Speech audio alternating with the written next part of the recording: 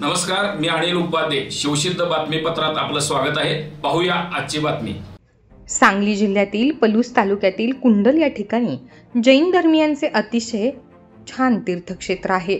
इथल्या डोंगरामध्ये झरी पार्श्वनाथ पहाडावरील नैसर्गिक गुहेमध्ये भगवान श्री पार्श्वनाथ तीर्थंकर आणि माता पद्मावती देवी यांची मनोकामना पूर्ण करणारी मनोहारी मूर्ती आहे.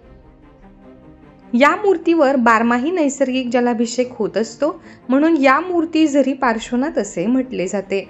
आणि तिथून पुढे 1.5 किलोमीटर अंतरावर गिरी पार्श्वनाथ पहाड आहे. या पहाडावर भगवान पार्श्वनाथ आणि भगवान महावीर यांचे समावेशरण येऊन गेल्याचे इतिहासात नमूद आहे. तसेच या पहाडावर अंतिम श्रुतकेवली श्रीधर स्वामी मोक्षास गेल्याने या पहाड तीर्थक्षेत्रास सिद्धातिशय क्षेत्र संबोधले जाते. गावामध्ये अतिप्राचीन मंदिर आहे. या मंदिरामध्ये अतिशय प्राचीन अशी वालुकामय भगवान पार्श्वनाथ यांची चतुर्थ कालामधील मूर्ती आहे. हे क्षेत्र सुमारे 3000 वर्षांपूर्वीचे असल्याचे अनेक पुरावे या ठिकाणी सापडलेले आहेत.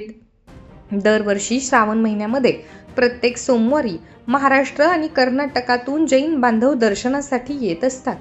श्रावण महिन्याच्या शेवटच्या सोमवारी या ठिकाणी मोठी यात्रा भरते. यावेळी तर लाखो भाविकांची उपस्थिती असते.